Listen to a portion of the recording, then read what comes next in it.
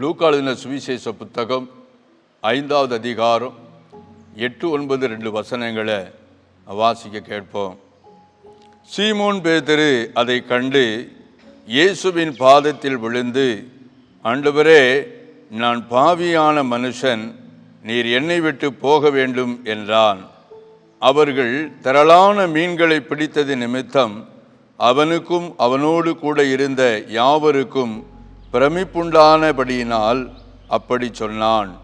பிரியமானவர்களே, ஆண்டவர் இயேசு ஊழியம் செய்த நாளில் கெனசரேத்து என்று சொல்லக்கூடிய ஒரு கடற்கரையிலே அவர் வந்தார். இயேசு அவர் அந்த கடற்கரையை நோக்கி கடந்து போய் கொண்டிருக்கும்போது அவருடைய போதகத்தை கேட்கும்படியாக, அவருடைய வாயிலிருந்து வரக்கூடிய வார்த்தைகளை, வசனத்தை கேட்கும்படியாக திரள் கூட்ட மக்கள் இயேசுவை பின்தொடர்ந்தார்கள். ஜனக்கூட்டம் அதிகமாக இருந்தபடியினாலே இயேசு அந்த ஜனங்களை எல்லாம் அப்படியே கடற்கரை அருகிலே கொண்டு வந்தார். ஒரு பக்கம் வசனத்தை கேட்கும்படியாக ஒரு கூட்டம் மக்கள் இயேசுவை நெருக்கி கொண்டிருக்க, இன்னொரு புறத்திலே எல்லோரையும் ஒன்று கூட்டி சேர்த்து வசனத்தை பிரசங்கிக்கும்படியாக இயேசு தீர்மானித்தார். ராம் முழுவதும் பிரயாசப்பட்டு ஒரு மீனும் கிடைக்காம தன்னோடு கூட சென்ற வேலையாட்களுக்கும் வெறுமை, அந்த படகை வைத்திருந்த பேதுருடைய வாழ்க்கையிலும் வெறுமை. ஆகவே அந்த வெறுமை நிமித்தமாக வருத்தத்தோடு வலையை பேதுரு அலசி கொண்டிருப்பதை இயேசு தன் இருதயத்தில் அறிந்தார். வலையை அலசி கொண்டிருப்பது மாத்திரமல்ல, பேதுரு வலையை அலசி கொண்டிருக்கும் போது, என் வாழ்க்கையில் ஏன் இந்த நஷ்டத்துக்கு மேலே நஷ்டம் வர வேண்டும், தோல்விக்கு மேல் தோல்வி ஏன் வர வேண்டும், இழப்புகளுக்கு மேல் இழப்பு ஏன் வர வேண்டும், இந்த வெறுமை எதினால் என் வாழ்க்கையில் வருகிறது என்று அவன் தேவனை நோக்கி பார்க்கக்கூடியவனாய், அவன் இருதயத்திலே தேவனை உணர்ந்தவனாய் வலையை அவன் அலசி கொண்டிருந்தான். அதை உணர்ந்த ஆண்டவர் இயேசு வசனம் அவனுக்குள்ளும் கடந்து செல்ல வேண்டும் என்பதற்காக திரளான ஜனங்களை அப்படியே அழைத்து கொண்டு நெருக்கி கொண்டு வந்த அந்த ஜனங்களை கடற்கரையிலே பேதுருடைய படகு இருக்கிற இடத்திற்கு அப்படியே கொண்டு வந்தார். அந்த இடத்துல வந்தபோது அந்த கடலின் கரையில் இருந்த படகுகளிலே சீமோன் பேதுருடைய படகை கண்ட ஆண்டவர் அந்த படகின் மீது ஏறி உட்கார்ந்தார். எத்தனையோ படகுகள் அந்த இடத்துல இருந்தது. இயேசு ஏன் சீமோன் பேதுருடைய படகில் ஏறி அமர வேண்டும்? எதற்காக? அவனுடைய உள்ளத்திலே என் வாழ்க்கையில் இந்த வெறுமை ஏன், என் வாழ்க்கையில் இந்த நஷ்டம் ஏன் வருது, தொடர் தோல்விகள் ஏன் வருகிறது, என்ன காரணம் என்று அவன் அறியாதவனாய் அவன் வலையை வேதனையோடு அலசி கொண்டிருப்பதை தேவன் உள்ளத்திலே உணர்ந்தார். அவனை நோக்கி கடந்து வந்தார். படகில் உட்கார்ந்த இயேசு கொஞ்சம் தண்ணீரின் பக்கமாக அந்த படகை தள்ளும்படிக்கு அவனை கேட்டுக்கொண்டார். அவன் வாழ்க்கைக்கு அந்த படகு நன்மையை கொடுக்கல, ஆனால் ஊழியத்துக்கு அது பயன்படட்டும் என்று அவன் அந்த படகை இயேசுவுக்கு கொடுத்ததை நம்ம பார்க்கிறோம். பிரியமானவர்களே, இயேசு இப்போ வசனத்தை பிரசங்கிக்கிறார். திரளான ஜனங்கள் அந்த வசனத்தை கேட்டுக்கொண்டே இருந்தாங்க. ஏன்னா ஜனக்கூட்டம் அதிகமாக இருந்தது என்று எழுதப்பட்டிருக்கிறது. பிரசங்கம் பண்ணி முடித்த உடனே இயேசு பேதுருவை பார்த்து, நீ ஆழத்தில் கொண்டு போய் வலையை போடு என்றார். அப்பொழுது பேதுரு பேச துவங்கி, ஐயரே, ராம் முழுவதும் பிரயாசப்பட்டும் ஒன்றும் அகப்படவில்லை, ஒண்ணுமே கிடைக்கல, எல்லாமே வெறுமை என்று அவன் துக்கப்பட்டான். அத்தனை பேர் வசனத்தை கேட்டார்களே, ஏன் இந்த பேதுருவை பார்த்து பிரசங்கத்தை முடித்தவுடனே இயேசு பேசணும்? எல்லாரை விட அந்த வசனத்தை ரொம்ப ஆழமாய் ஆர்வமாய் பேதுரு கேட்டுக்கொண்டே இருந்தான். அவன் உள்ளத்துல உணர்த்துவிக்கப்படுவதை ஆண்டவர் அவர் அறிந்து கொண்டே இருந்தார். வசனம் அவனுக்குள்ளே பலன் கொள்ளுவதை ஆண்டவர் பார்த்து கொண்டே இருந்தார். அந்த வசனத்தினுடைய காரியம் என்னவா இருந்திருக்க முடியும்? ஆண்டவர் ஆழத்துல கொண்டு போய் வலையை போடும்படிக்கு சொன்னார். அவன் திரளான மீன்களை பிடித்து கொண்டு வந்தான். வந்தவன் ஆண்டவர் இயேசுடைய பாதத்தில் விழுந்தான். ஆண்டவரே, நான் பாவியாகிய மனுஷன், என்னை விட்டு நீர் போய்விட வேண்டும். எனக்கு முன்னால நீர் நிற்பதற்கு கூட நான் பாத்திரன் அல்ல, நான் ஒரு பாவி. அப்ப அந்த வசனம் பாவத்தை குறித்ததாயிருந்தது. பாவத்தோடு ஒரு மனிதன் ஆசீர்வாதத்தை பெற முடியாது என்பதை குறித்துதான் அன்று இயேசு பிரசங்கித்திருக்க கூடும். அந்த வசனத்தை கேட்டபோது அவன் உள்ளத்திலே குத்தப்பட்டவனாய் மாறினான். அவனுக்குள்ளே பாவ உணர்வு வந்ததை பார்க்கிறோம். பிரியமானவர்களே, 2 விதமான பாவிகளை இந்த உலகத்திலே நம்ம பார்க்க முடியும். ஒரு பாவி பாவத்தை துணிகரமாய் செய்து கொண்டே இருப்பான். யார் என்ன பார்க்கிறார்கள்? யாரும் பார்க்கவில்லை. என் பாவம் மறைவா இருக்கிறது, யாருக்கும் தெரியாது, என் குடும்பத்துக்கு தெரியாது, என் நண்பர்களுக்கு தெரியாது, நான் ரகசியமாய் பாவம் செய்கிறேன் என்று மகிழ்ச்சியோடு பாவத்தை செய்து கொண்டே இருப்பான். ஆனால் இன்னொரு விதமான பாவியை வேதம் சொல்லுகிறது. அந்த பாவி பாவம் செய்யும் போதெல்லாம் இருதயத்தில் குத்தப்பட்டவனாகி, ஐயோ, இந்த பாவத்திலிருந்து என்னால் வெளியே வர முடியவில்லையே, இந்த பாவத்திலிருந்து எனக்கு ஒரு விடுதலை இல்லையே, இந்த பாவத்திலிருந்து என்னை யார் விடுவிக்க முடியும் என்று அவன் பாவம் செய்துவிட்டு பின் மனசாபப்பட்டு இருதயத்தில் பாதிக்கப்பட்டு வேதனைப்பட்டு கொண்டே இருக்கக்கூடியவன்.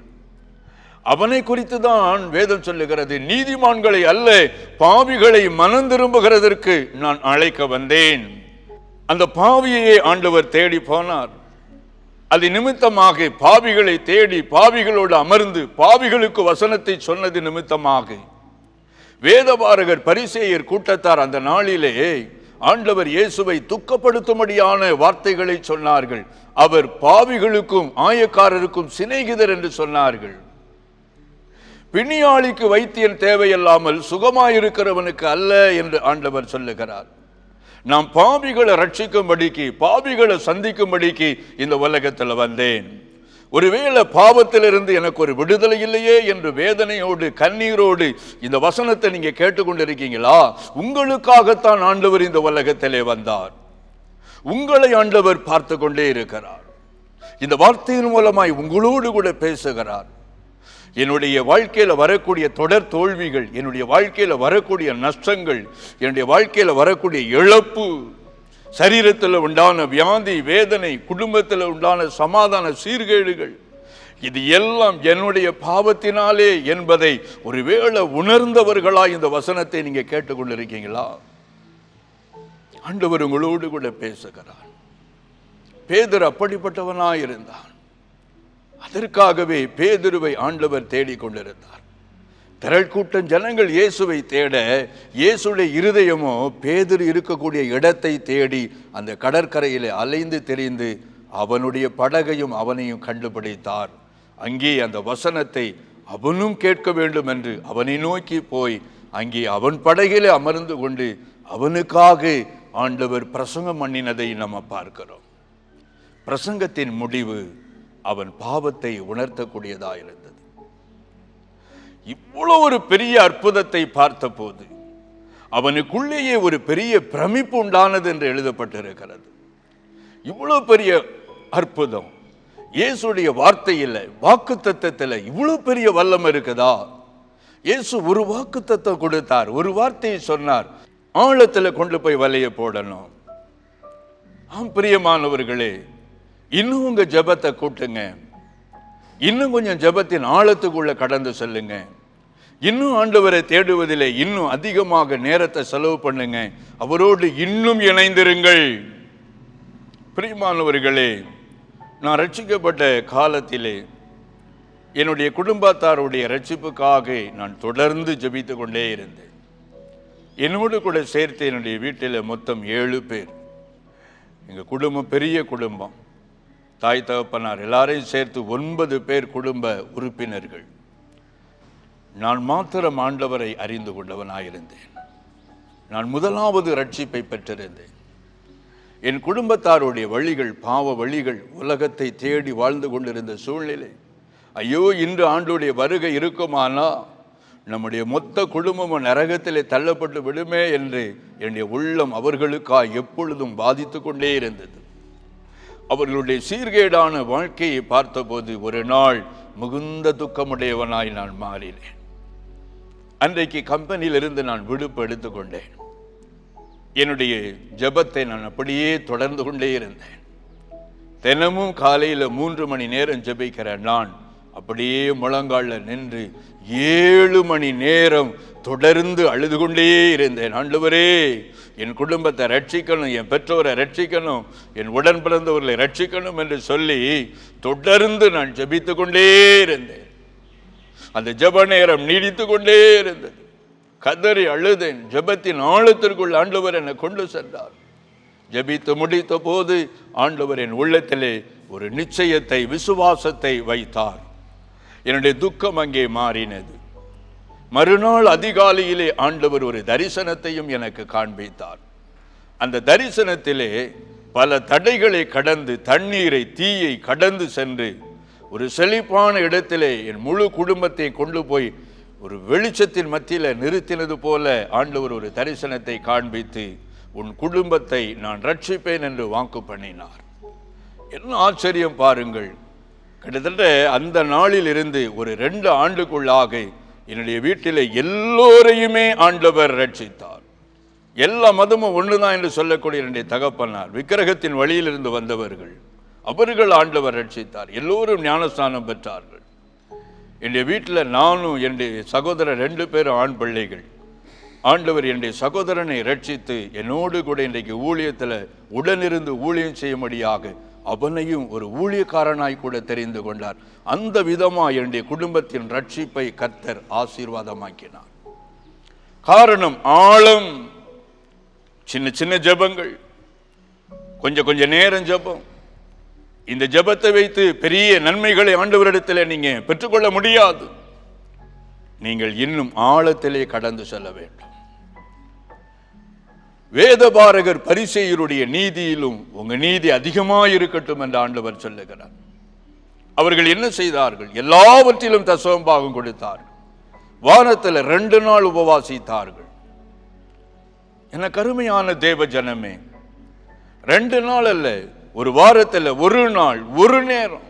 ஒருவேளை பகல்ல உபவாசிக்க உங்களுக்கு தடையா இருக்கும், ஆனால் இரவை நீங்கள் தெரிந்தெடுத்து சாயங்காலம் 6 மணியிலிருந்து மறுநாள் காலை வரைக்கும் நீங்க உபவாசம் பண்ணி தூக்கம் வரும் மட்டும் நீங்கள் ஜெபிப்பீர்களானால், இன்னும் கொஞ்சம் ஆழத்துக்குள்ளே கடந்து செல்வீர்களானால் நிச்சயமாகவே பிரமிக்கத்தக்கதான அற்புதங்களை, அடையாளங்களை ஆண்டவர் செய்வார். பேதுருடைய வாழ்க்கையிலே ஆண்டவர் செய்த அற்புதத்தை பார்த்தபோது அவன் பிரமித்தான். அப்பொழுது அவன் உணர்த்துவிக்கப்பட்டான். எத்தனை ஒரு மகிமையான ஒரு தேவன்! பாவம் நிறைந்த இந்த கடற்கரை, பாவம் நிறைந்த இந்த மனிதன், ஐயோ நீர் இந்த இடத்துல நிற்கவே கூடாது, உம்முடைய பாதம் இந்த இடத்துல படக்கூடாது, நீர் இந்த இடத்தை விட்டு போய்விடும், நாங்கள் எல்லாம் பாவிகள் என்று பாவத்தை உணர்ந்தான். உள்ளத்திலே அவன் குத்தப்பட்டதை நாம் பார்க்கிறோம். அநேகருடைய வாழ்க்கையில் எவ்வளோ பாவங்களை செய்து கொண்டு, ஆனால் நீதிமான போல் அவர்கள் வேஷம் போட்டு கொண்டு வாழ்வார்கள், இரட்டை வேஷம் போடுவார்கள். மனிதனுடைய வாழ்க்கையில 2 பகுதி இருக்கிறது. ஒரு பகுதியை மாத்திரம்தான் மனிதர்கள் பார்க்க முடியும். ஆனால் மனிதனுக்குள்ளே இன்னொரு பக்கம் இருக்கிறது. அவனுடைய அந்தரங்கம், அந்த பக்கத்தை பார்க்கிறவர் ஆண்டவர். அவர்தான் அந்த பகுதியை பார்க்க முடியும். அவர் எல்லாவற்றையும் அறிந்திருக்கிறார். அவருடைய கண்களுக்கு மறைவானது ஒன்றுமே இல்லை என்று வேதம் சொல்லுகிறது. சகலமும் அவருக்கு முன்பாக நிர்வாணமாயும் வெளியரங்கமாயும் இருக்கிறது. பிரியமானவர்களே, நன்மைகளை தடை செய்வது பாவம். பாவத்தை விடாம இன்னைக்கு பரிகாரம் கிடைக்குமா, நன்மை கிடைக்குமா, ஆசீர்வாதம் கிடைக்குமா, அற்புதம் நடக்குமா என்று முழு உலகமும் தேடிக்கொண்டே இருக்கிறது. ஆனா பாவத்தை விடாமல் நன்மை ஒரு மனிதனுடைய வாழ்க்கையில வரவே முடியாது. உங்கள் அக்கிரமங்களே உங்கள் பிதாவாகிய தேவனுக்கும் உங்களுக்கும் நடுவாக பிரிவினையை உண்டாக்கக்கூடியதா இருக்கிறது. உங்கள் அக்கிரமங்கள், ஒரு மனிதனுடைய பாவம். இது என்ன பாவம், இதெல்லாம் பாவம் இல்லை என்று தன்னைத்தானே தேற்றிக் கொள்ளக்கூடிய ஒரு வஞ்சக வல்லமைக்குள்ளே கட்டப்பட்ட மனிதர்கள் இன்றைக்கு ஏராளம். இது பாவம் இல்லை, நான் என்ன பாவம் செய்து விட்டேன் என்று மேப்பூச்சாக சொல்லக்கூடியவர்கள். பிரியமானவர்களே, இந்த வார்த்தை ஒருவேளை உங்களை தொடுமானால், இன்று உங்கள் இருதயத்தை இயேசுவுக்கென்று நீங்கள் ஒப்புக் கொடுக்கும் போது ஆண்டவர் உங்கள் வெறுமையை மாற்றி உங்களை ஆசீர்வதிக்க அவர் போதுமானவராயிருக்கிறார். ஏன் ஏன் என்ற கேள்விகளுக்கெல்லாம் ஆண்டவர் பதில் கொடுக்கக்கூடியவராயிருக்கிறார். நான் பாவியாகிய மனுஷன், என்னை விட்டு போய்விட வேண்டும். பாவத்தை குறித்ததான ஒரு உணர்வு அந்த நாளிலே அவனுக்குள்ளே வந்தது. அந்த பாவ உணர்வு ஒரு மனிதனுக்குள்ளே வரும்போது அவனை ஆண்டவர் ஆசீர்வதிக்கக்கூடியவராயிருக்கிறார். பிரியமானவர்களே, குறிப்பிட்ட ஒரு பட்டணத்திற்கு நான் ஊழியத்திற்காக சென்ற போது ஒரு மனிதர் என்னை சந்திக்கும்படிக்கு வந்தார். அவர் தன்னுடைய வாழ்க்கையினுடைய அனுபவங்களை என்னிடத்தில் பகிர்ந்து கொண்டார். அந்த பட்டணத்தின் வெளிப்புறத்திலே 100 ஏக்கருக்கு அதிகமான பரப்பளவு கொண்ட ஒரு தோட்டத்திலே அநேக வேலையாட்கள் தங்கி வேலை செய்கிறார்கள். அங்கே அவரும் அவருடைய மனைவி அவருடைய மகன் 3 பேரும் தங்கியிருந்து வேலை செய்திருக்கிறாங்க. பிரியமானவர்களே, இந்த தகப்பனார் குடி பழக்கத்துக்கு அடிமைப்பட்டவர். தினந்தோறும் அவர் குடிக்கிற ஒரு பழக்கம் உள்ளவராக இருந்தார். இந்த வாலிப மகன், ஒரே மகன், அவன் செல்லமா வீட்டில் வளர்க்கப்பட்டான். அதனால அவன் வீட்டில் இருக்கிற பணத்தை தாய் தகப்பனுக்கு தெரியாமல் எடுத்துக்கொண்டு கெட்ட நண்பர்களோடு சுற்றி திரிந்து வீட்டுக்கு வருவது வழக்கமாக இருந்தது. ஒரு நாள் பாருங்க, ஒரு மாதத்திற்கான சம்பள பணத்தை அந்த தகப்பனார் வாங்கி வீட்டில் வைத்திருக்க மொத்த பணத்தையும் அவன் எடுத்துக்கொண்டு ஓடிவிட்டான். 10 நாட்களுக்கு பிறகு அவன் திரும்பி வந்திருக்கிறான். வந்தபோது அந்த தகப்பனார் அந்த சாயங்காலத்தில் குடி போதையில் இருந்திருக்கிறான். அவன் மீது ஒவ்வொரு நாளும் அவருக்கு கோபம் பொங்கி கொண்டே இருந்தது. அந்த நேரத்தில் அவனை பிடித்து அங்கே இருக்கக்கூடிய ஒரு மரத்தில் கட்டி வைத்து எவ்வளவு அடிக்க முடியுமோ அவ்வளவாய் அடித்திருக்கிறான். அவன் அந்த அடியின் நிமித்தமாக வலி வேதனையோடு, அப்பா என்னை மன்னிங்க, என்னை விட்டுருங்க, நான் இனி இப்படி செய்ய மாட்டேன் என்று சொன்ன போதும் அவருடைய கோபம் அங்கே அடங்கவே இல்லை. அடித்தார், கை சளைத்து போக மட்டும் அடித்தார். அவருடைய மனைவி ஓடி வந்த போது மனைவி அடித்து கீழே தள்ளினார். பிரியமானவர்களே, கொஞ்ச நேரத்தில் போதையில் போய் அப்படியே படுத்து உறங்கி விட்டார். அந்த தாயோ, இந்த தகப்பனார் தூங்கின உடனே மகனை கட்டவிழ்த்து அவனுக்கு காயெல்லாம் எண்ணெயெல்லாம் போட்டு அவன் கை காலெல்லாம் அமுக்கி விட்டு சாப்பாடை எடுத்து கொண்டு வந்து கொடுத்த போது மகன் வேண்டாம் என்று சொல்லிவிட்டான். எவ்வளவோ தாய் கட்டாயப்படுத்தியும் அவன் சாப்பிடலை. கொஞ்ச நேரத்தில் அந்த தாயாரும் தூங்கி விட்டார்கள். இந்த வாலிப மகன் அந்த தோட்டத்தில் அருகில் இருந்த ஒரு அறைக்குள்ளே போய் அங்கிருந்த விஷ மருந்தை எடுத்து குடித்துவிட்டு அங்கே அவன் படுத்து கொண்டான். காலையில் மகனை தேடினார்கள். அந்த அறைக்கு முன்பாக நுரை தள்ளினவனாய் அவன் மரித்து கிடந்தான். இந்த தகப்பனார் மிகுந்த வேதனைப்பட்டு அழுதார். இருவரும் அழுதார்கள். பலன் இருக்கும் மட்டும் அழுதார்கள். எல்லாம் முடிந்து விட்டது. என் மகனை நானே அடித்து கொண்டு விட்டேன். இவ்வளவு பணத்தை நான் விரயமாக்கிறேன் குடித்து. ஆனால் என் பிள்ளை திருடினா என்று சொல்லி அவனை தண்டிக்கும்படியா நான் இப்படி செய்து என் பிள்ளையை நான் இழந்துட்டேனே என்று ரொம்பவே அழுது துக்கித்தார். ஒரு வழியாக அடக்கம் செய்தார்கள். அந்த நாட்கள் கடந்தது. அந்த தகப்பனாரோ உள்ளத்தில் சமாதானம் இல்லாமல் குற்ற உணர்வோடு கூடவே அவர் அலைந்து தெரிந்தார். மேலும் மேலும் அவர் அதிகமாய் குடிக்க துவங்கினார். குடியிலிருந்து விடுதலை இல்லை, துக்கத்திலிருந்து வெளியே வர முடியவில்லை. ஒரு நாள் ஞாயிற்றுக்கிழமை அவரால் நடக்க முடியாமல் நடந்து கொண்டு அவர் குடிப்போதையில் தெருவழியா வரும்போது அங்கே ஒரு தேவாலயத்தில் வசனம் பிரசங்கிக்கப்படக்கூடிய சத்தத்தை கேட்டார். இயேசு அறியாத அந்த மனிதர் அந்த தேவாலயத்துக்குள்ள வந்தபோது அவர் போதையிலே தள்ளாடி கொண்டிருப்பதை பார்த்து அந்த ஆலயத்தில் இருக்கக்கூடிய கமிட்டி உறுப்பினர்கள் அவரை வெளியிலே போகும்படி கட்டாயப்படுத்தினார்கள். அங்கே இருந்த ஒரு மரத்தின் நிழலிலே படுத்து கொண்டார். வசனத்தை கேட்டுக்கொண்டே இருந்தார். இயேசு கிறிஸ்துவின் ரத்தம் ஒரு மனிதனுடைய பாவத்தை மன்னிக்க வல்லமை உள்ளது. இயேசுவே பாவத்தின் பரிகாரி. இயேசு இல்லாம ஒரு மனிதனுடைய வாழ்க்கையில பாவ மன்னிப்பு இல்லை. இந்த வார்த்தை அவருடைய உள்ளத்திலே ஆழமாய் விழுந்தது. அதை கேட்டுக்கொண்டே இயேசு இயேசு என்று சொல்லிக்கொண்டே அவருடைய தோட்டத்துக்கு அவர் வந்தார். அங்கே படுத்துக்கொண்டே வானத்தை பார்த்து அவர் அப்படி அவருக்கு தெரிந்ததை சொல்லி ஜெபிச்சிருக்கிறார். இயேசுவே, நான் என் பிள்ளையை நானே அடித்து கொண்டுட்டேன்.